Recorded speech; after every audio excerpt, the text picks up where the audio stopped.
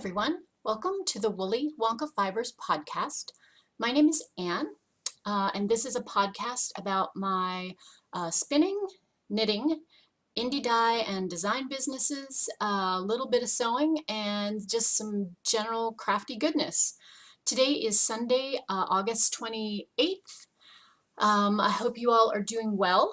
You can find me on the web at www.woollyWonkaFiber.com. I'm also on Facebook and Instagram as Woolly Wonka Fibers. I have a Ravelry group with the same name, Woolly Wonka Fibers, and if you're looking for my personal Ravelry page, you can find me under Bunny Spinner. A big thank you to all of my returning viewers. I greatly appreciate that you come back and choose to spend a little time with me.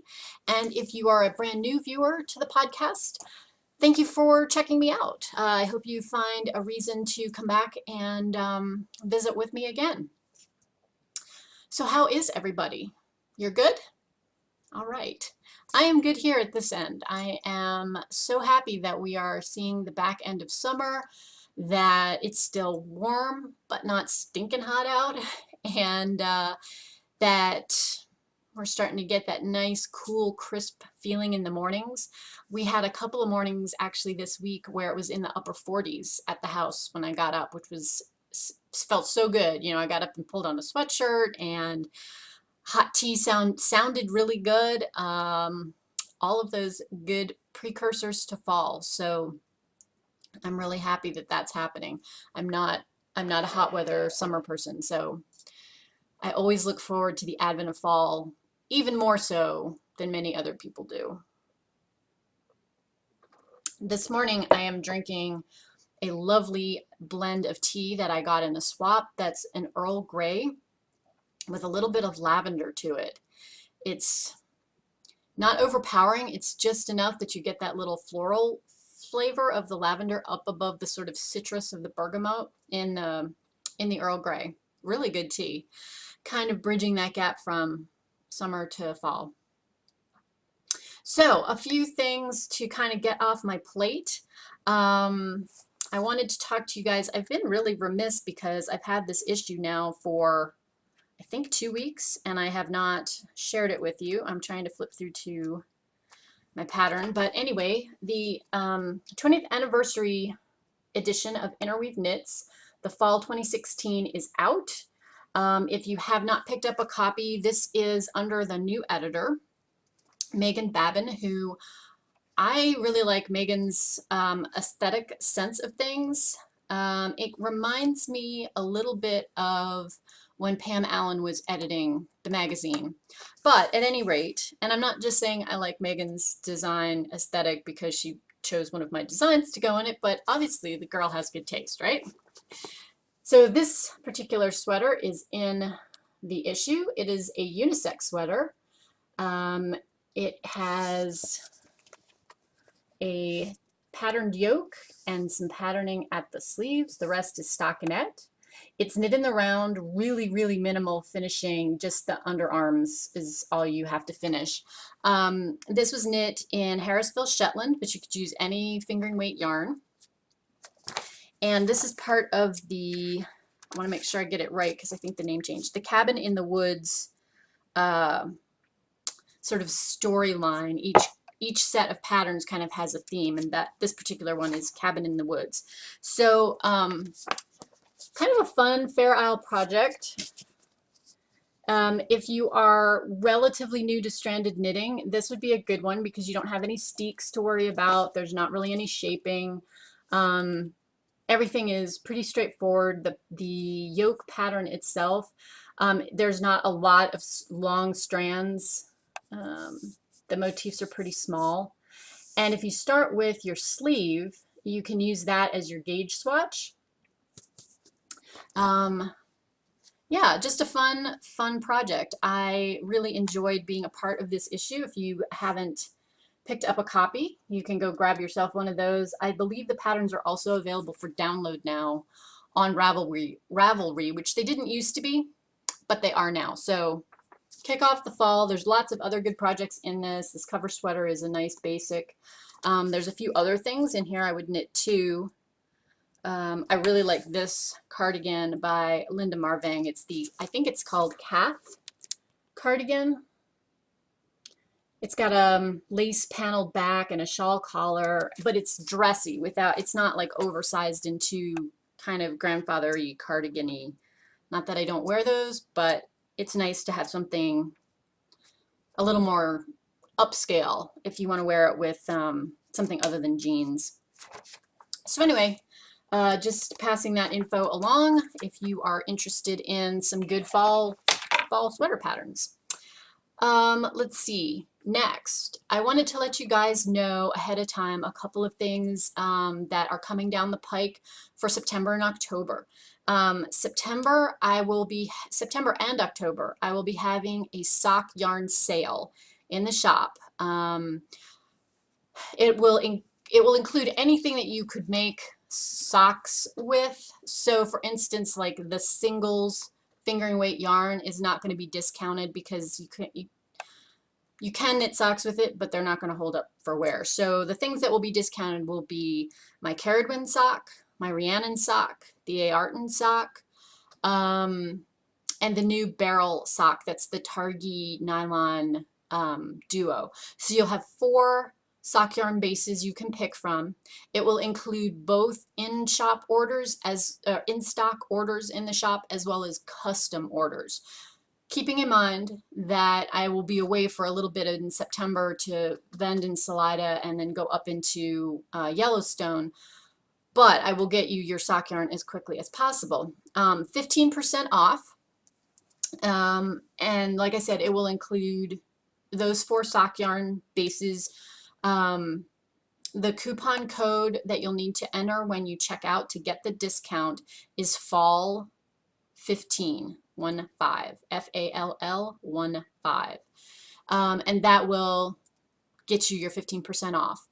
You can use it more than once, so if you want to stock up a little bit at the front end and a little bit more halfway through the month, that's perfectly fine. And I wanted to do this sale not only because I'm super happy that fall has kicked off, but also I want to host a Socktoberfest knit along, crochet along. We'll call either of those good. So more details, but basically it'll be in the month of October, which will be a sock-filled month. So if you have plans for maybe Christmas gifts or holiday gifts of some kind, or just want some warm socks to carry you through the cooler months, we're going to do a little Socktober knit along. It'll be fair game for any pattern, any yarn. I mean, if you want to do plain vanilla socks, you can do that. If you want to do some crazy brightly colored socks with patterning, you want to do lace, you want to do texture, all of those. So I will be opening up a thread in the Woolly Wonka Ravelry group.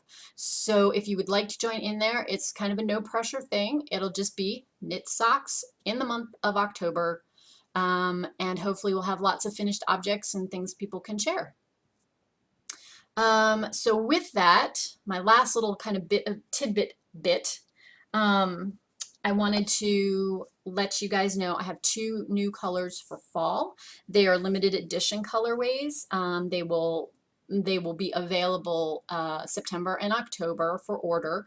Right now I'm just taking pre-orders, so you certainly can pop into the store and order them. Just be aware that there's going to be some lag time till I can get them to you, probably a couple of weeks, give or take, depending on when you order.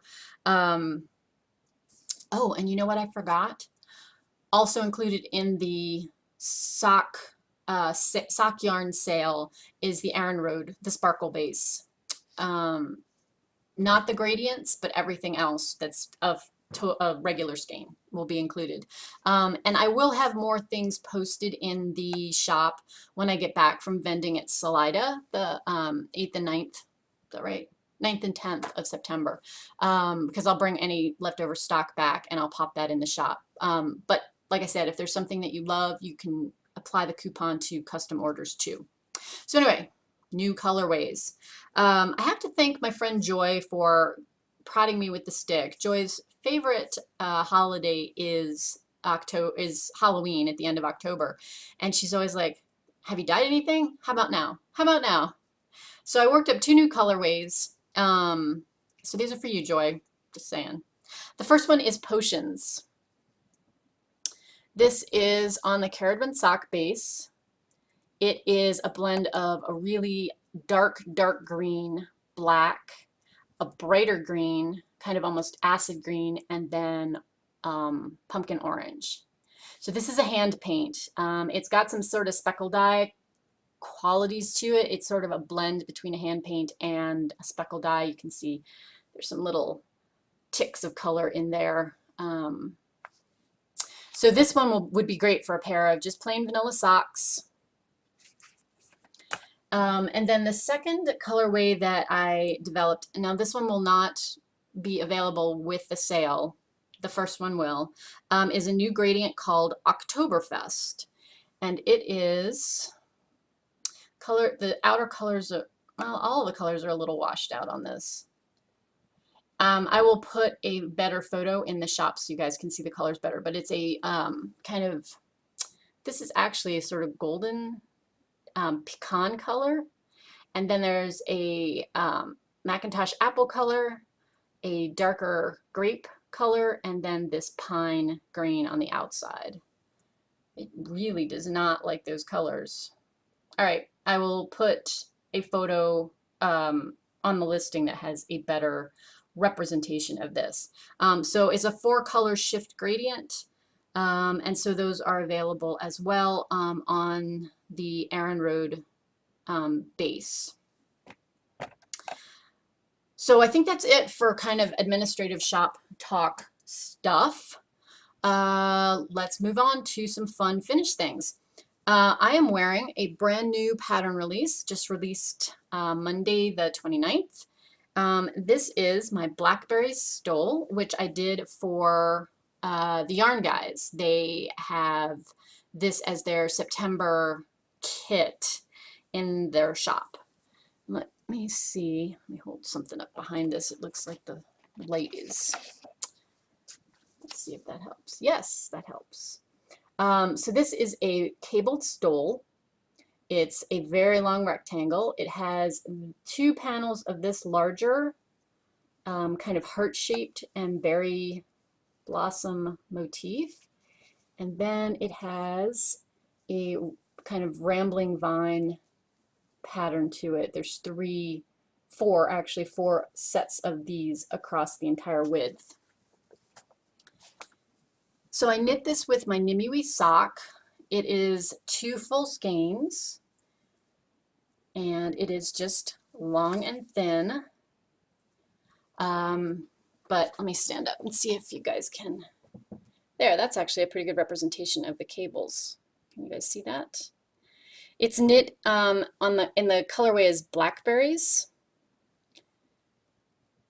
and if you're somebody who loves cables, and this one is definitely should be on your list. The pattern comes with 2 sizes. It comes with this nice generous stole, and then I also broke out the center panel pattern and did a scarf, which only takes 1 skein, and there's actually some left over and this for the scarf. This one is knit in my Skygazer colorway, and a thank you to my friend Deb for testing and knitting this sample for me. So this product pattern is available for download on Ravelry, and like I said, you can knit it with 2 skeins of a fingering weight yarn. If you want to substitute something, I would definitely suggest either a drapey wool, like a Blueface Leicester, or something with a silk or a tencel or bamboo blend, something that has a lot of drape and not a ton of bounce. You'll be happier with how the patterns show up and the wearability of it.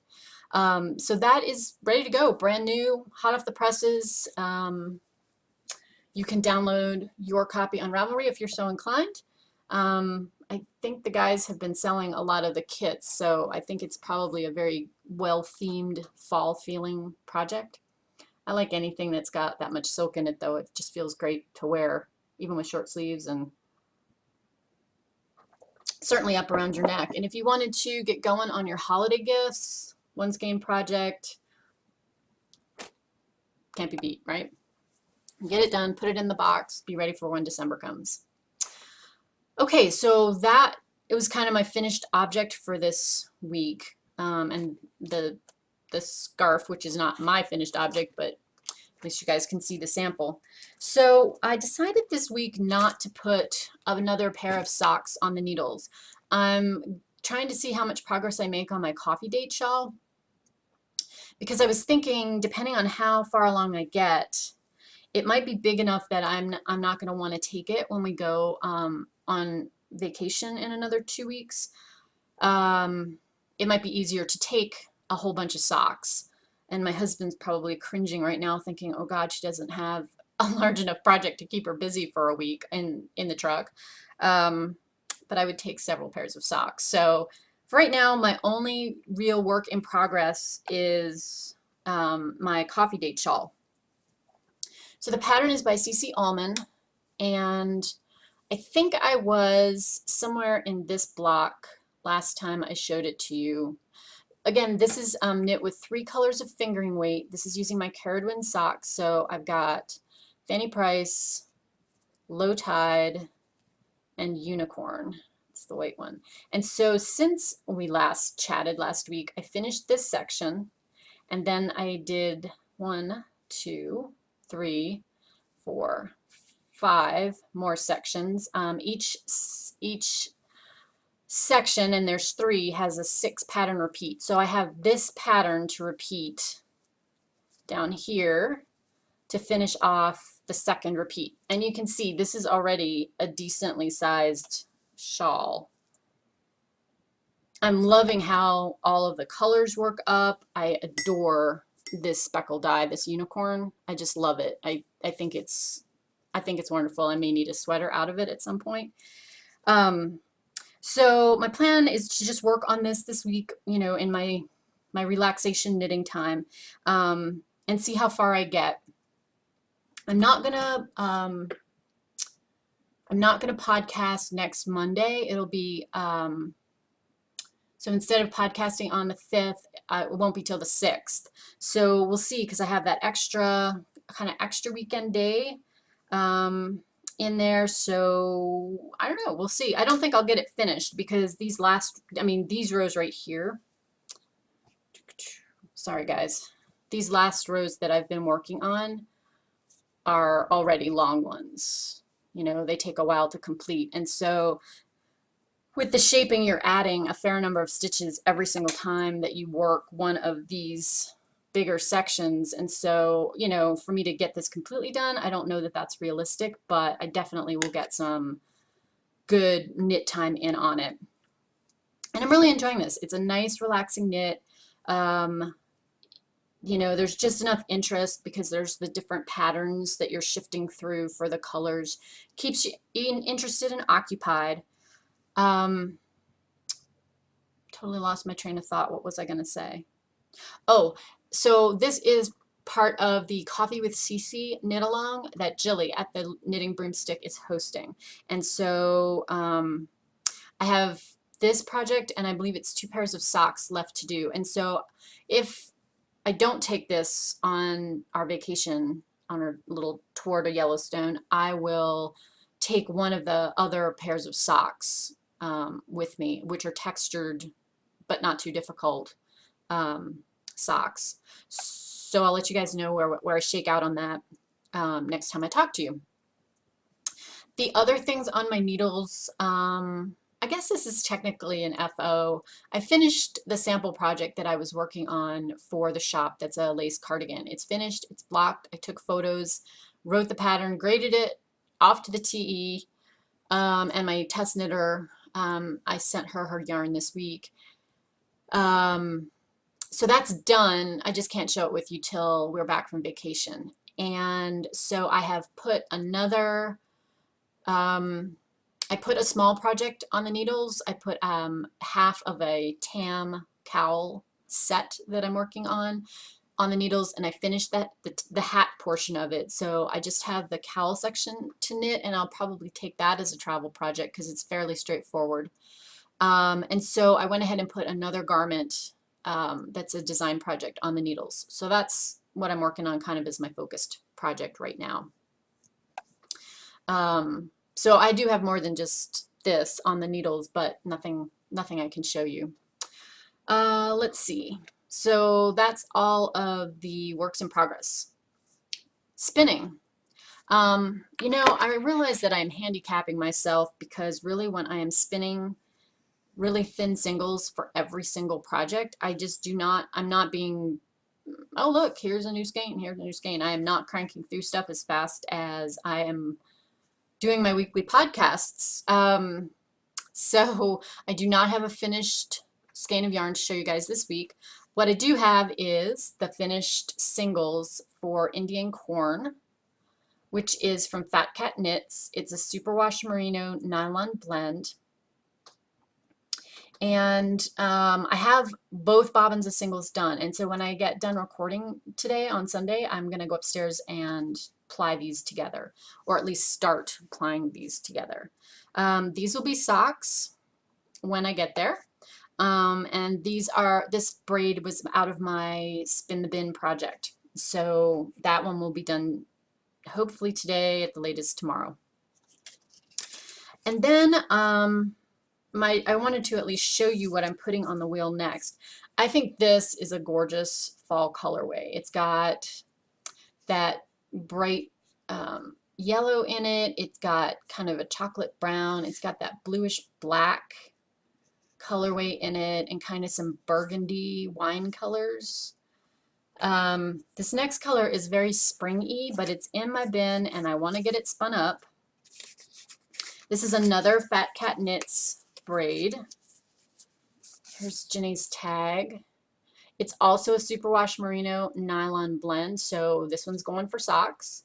The colorway is Sushi, and it is a really light colorway with just splashes of like wasabi green and like tuna, raw tuna. I don't know that I want to call it raw tuna color, but it is kind of that color, and lots of white with just barely there pale pink. So I haven't spun anything up from Ginny that's got this much white in it, so I'm anxious to see how it spins up. This also was in my bin, so it's another Spin the Bin project. You can see really pale colors, but I think that'll be fun for socks with just those splashes of colors throughout.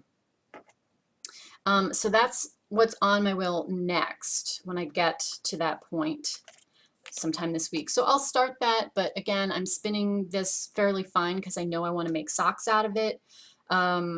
So I don't know if maybe I'll have it done by the next time I talk to you, but if not, I would like to have it done and plied before we go on vacation, because I am going to take my portable spinner with me and probably take the big 8-ounce batch of fiber that I have. I have one 8-ounce batch of fiber left to spin in the bin, and I thought if I took that, it would, you know, kind of force me to focus on it, since it's what I will have while we're away, and put some time in on that and get that done. And that will leave me, I believe it's 3 more braids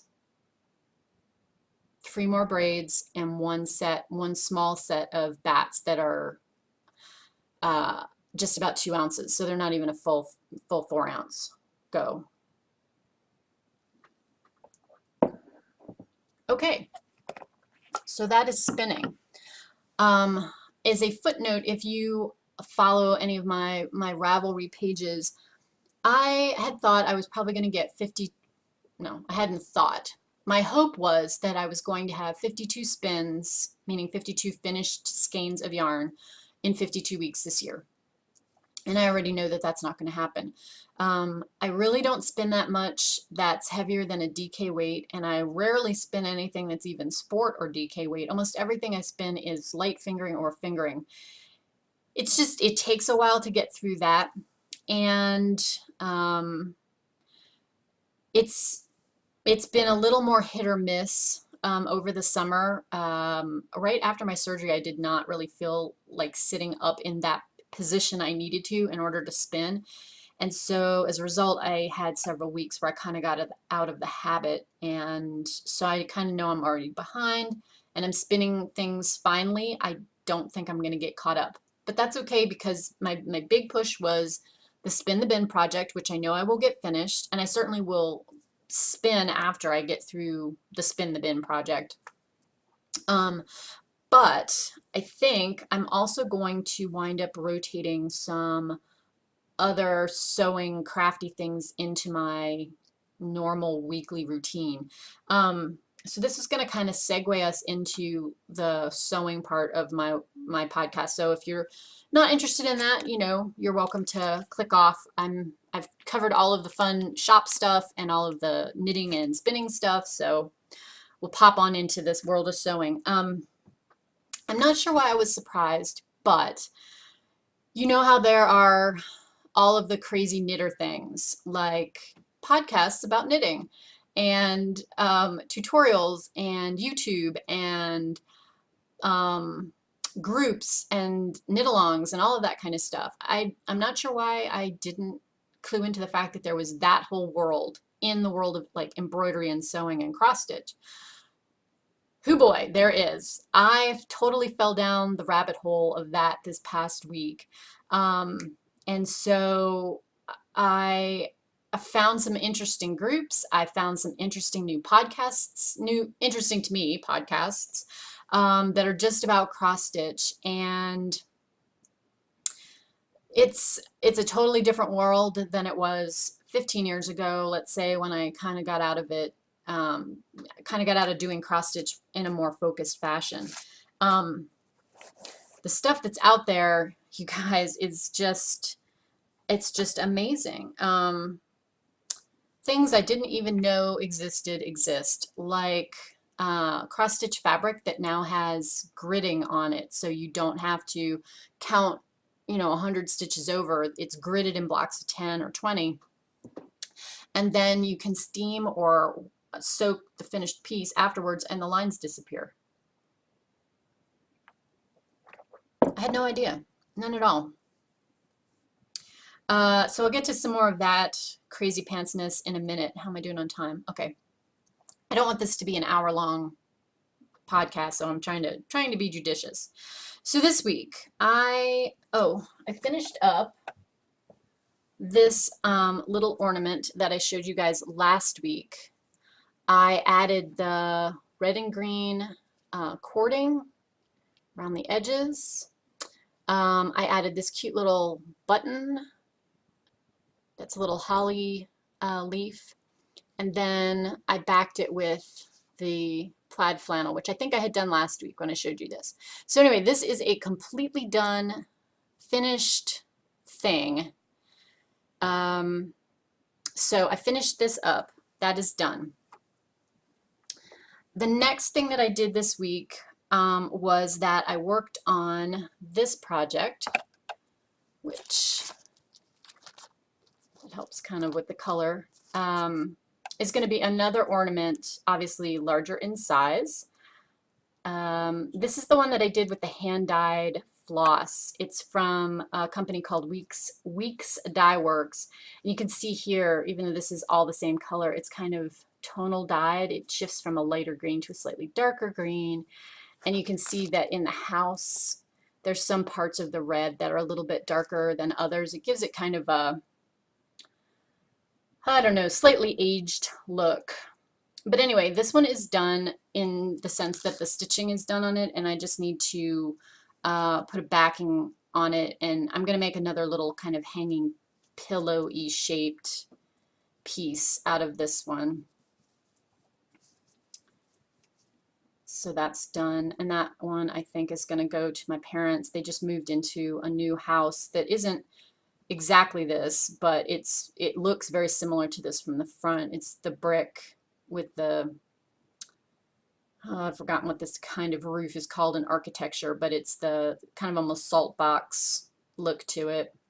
So I think I'm going to send them that for just a Christmas you know, gift to both of them to put on their little tree or have out as an ornament somewhere in the house. And then the next thing that I'm going to work up is, sorry for the crinkling. Oh, and I should say that both of those two patterns were from Little House Needleworks, which I'll put a link to. I just really like the kind of almost primitive look of these. And they have a whole bunch of really cute ones that don't take a ton of time to work up. I mean, I stitched on this one like after I tossed something in the oven for dinner and I had 30 minutes. One night I would work a little bit on it and so on and so forth through the week, and then it's done. They're not very big. This one's actually fairly small too. I really like that. Again, Little House Needleworks. It's just a hot chocolate themed one. So I have this one and one other that I want to do for Christmas gifts this year, that are kind of fun little quick to knit or quick to sew items, and I think are very cute and a nice little addition to the holiday decor. Just something new. We have several ones that my sister-in-law gave us that we hang them on doorknobs. It's the bigger size ones, not this size ones. They're maybe that big. So continuing down the rabbit hole, apparently in the world of stitching, there are a lot of folks who have multiple works in progress. And I mean, I'm not talking like, oh, I have the equivalent of a sweater and maybe a couple of hats and 2 pairs of socks.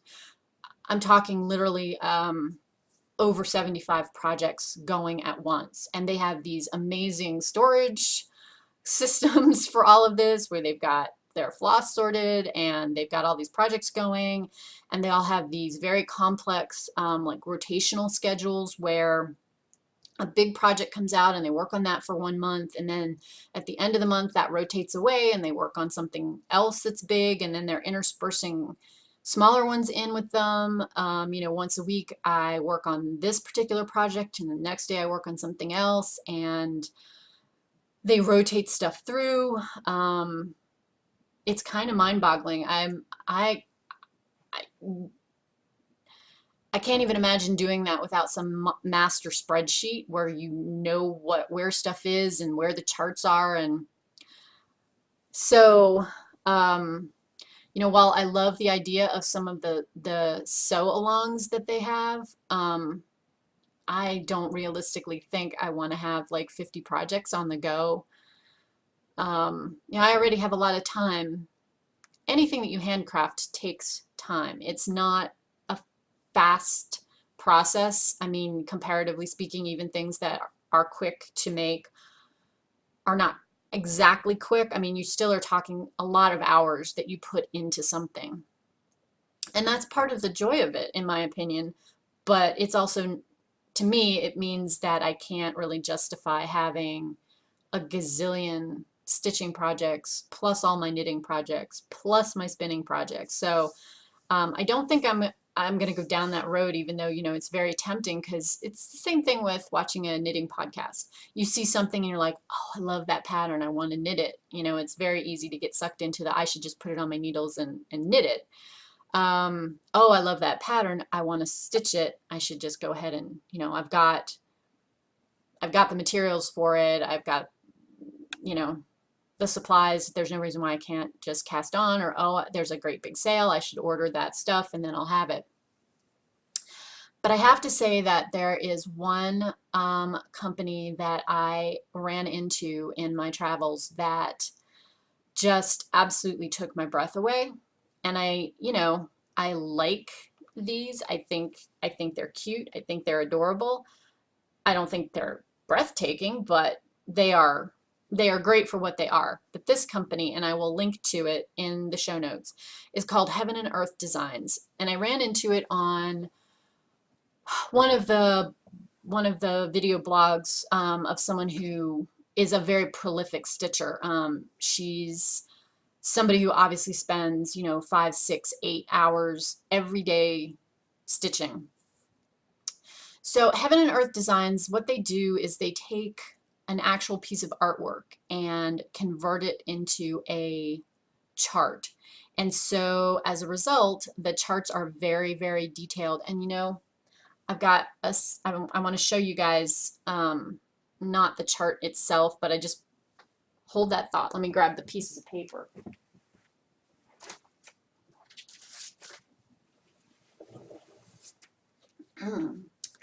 So what they do is they have thousands and thousands of designs on their website. So for instance, this little Christmas ornament, sorry for the glare, let me take it out of the plastic. This Christmas ornament called Decorating the Wreath, the artwork is by Scott Gustafson. They have done as a cross stitch pattern, and it's got the little chipmunk, there's a mouse up at the top, and the two little gnomes, and there are sewing tools. It's just super, super cute. You can get all their patterns as a download. They give you a couple of different options for the size of the pattern, meaning how the blocks are broken up, how big they are. This particular one is very small. It's 175 by 175 stitches, but there's 90 colors of floss in it. 90. And everything is beautifully done. I mean, it comes with a very extensive floss color list. This particular chart is only 12 pages long. And I'm going to kind of hold it back here so you guys can't see it. But this is just 1/12 basically of this pattern.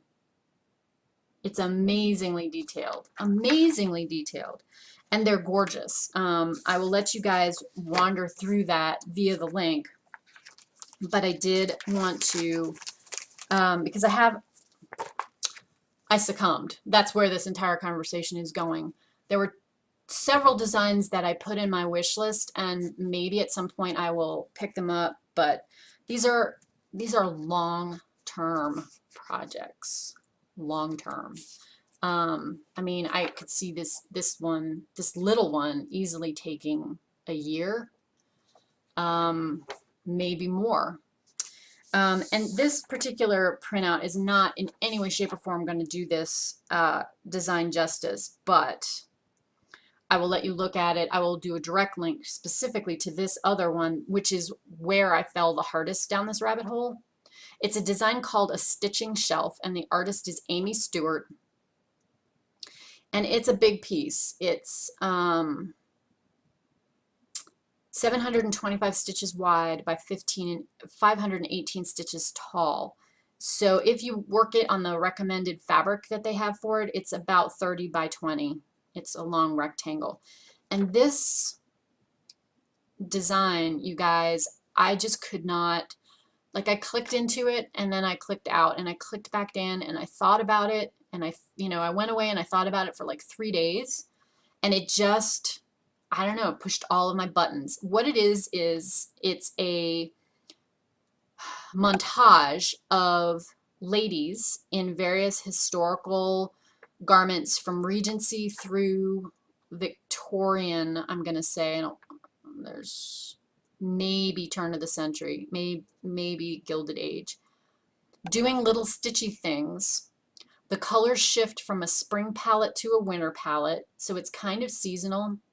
But they have all these little vignettes, and again, I don't think that this is going to really show you the best detail, but like for instance down here, you know, by the time you get down here, it's got a little snowman. This lady here, I think it's supposed to be a mastiff, but it sure as heck looks like Lizzie the dog. There's this bower of flowers here, you know, ladies outside during the summer months. I just could not get this out of my head. It's one of those things that just, you know, sometimes how something just grabs you.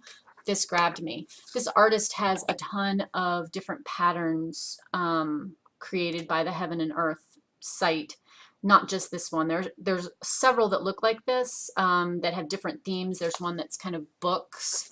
There's one that's I think a treasure hunt that's got kind of museum-y things in it. But this one with the stitching, I just loved. So anyway, I purchased these two patterns, which are not, the patterns themselves are not crazy expensive.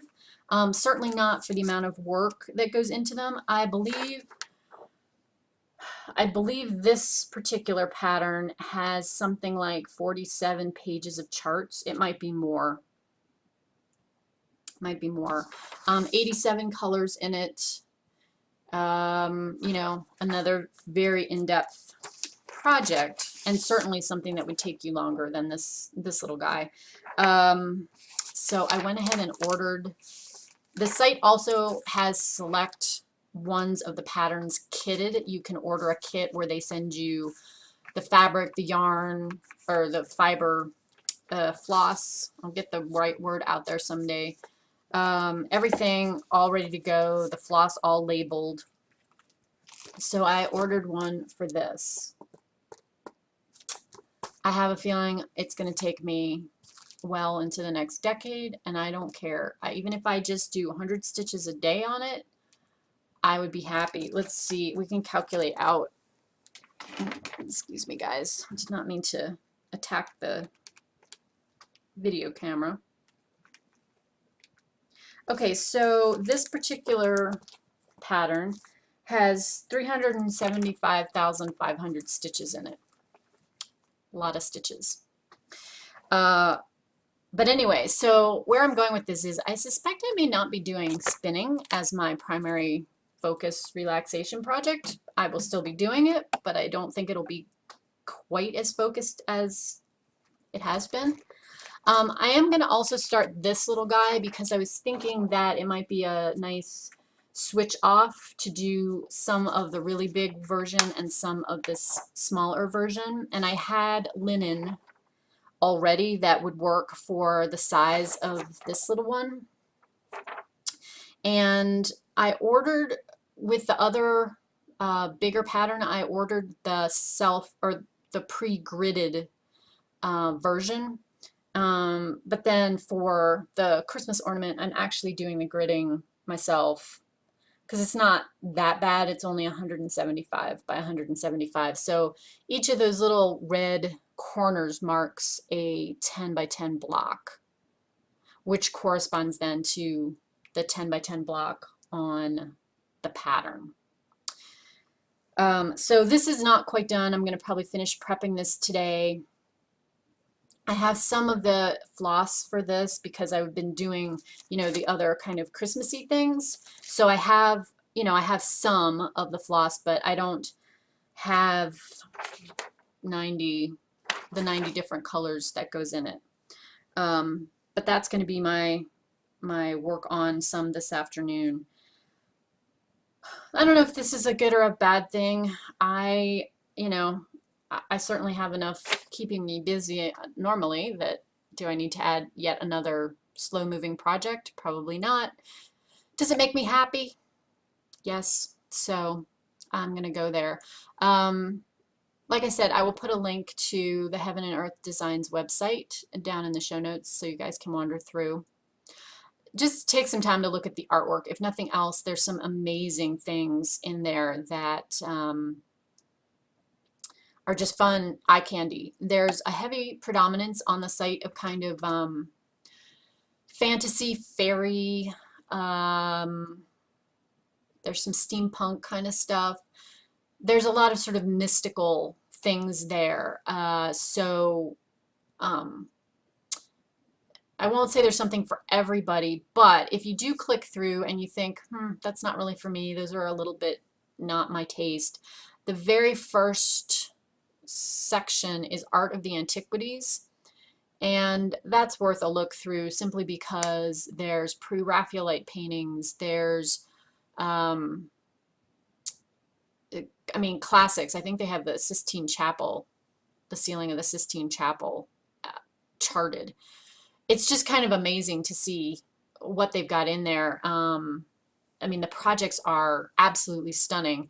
And I do know from having watched some of the videos that the biggest problem is when you start, you know, you're working in a square that's that big.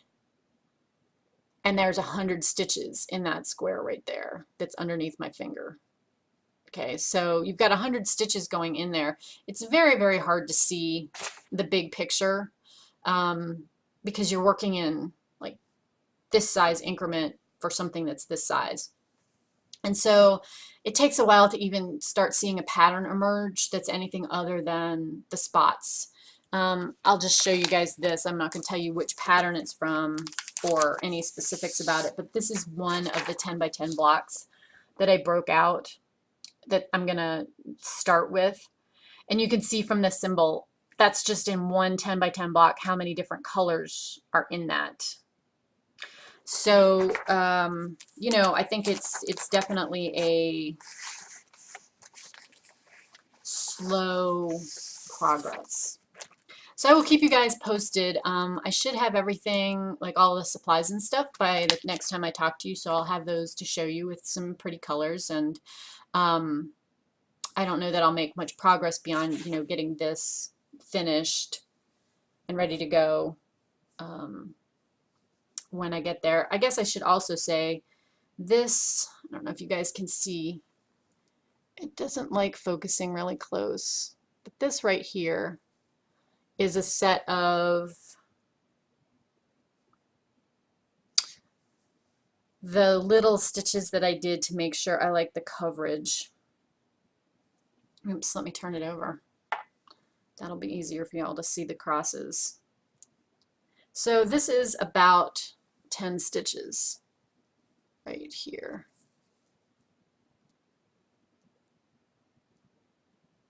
So the stitches are teeny, teeny, tiny. On this particular piece of linen, which is a 28 count, there's 28 stitches per inch, the way I'm doing it. So lots of stitches to go in order to start filling in the pattern. I'm looking forward to it though. I think it's going to be a very relaxing, kind of different thing. Just not that I needed another hobby, but there you go. Something good, something to keep my fingers and brain plugged in and nimble and keep me out of the retirement home. Not that I'm going there anytime soon, but you know, they say if you keep your brain busy, it keeps you young. I'm going for that. Okay, guys, I think I've rambled enough. I hope you all have a great week. Like I said, I will check in with you guys next Tuesday rather than Monday, which will be my last podcast before I go to the Salida Festival the 9th and 10th of September, and then for our little vacation in Yellowstone the week after. So that'll be the last podcast, and then there'll be a couple of weeks with a break.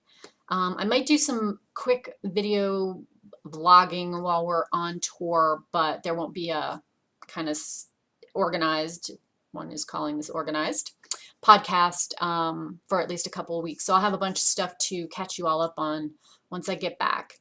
So I think that's it. Have a great week until I talk to you again. If you're in the US, happy Labor Day between now and when I see you again.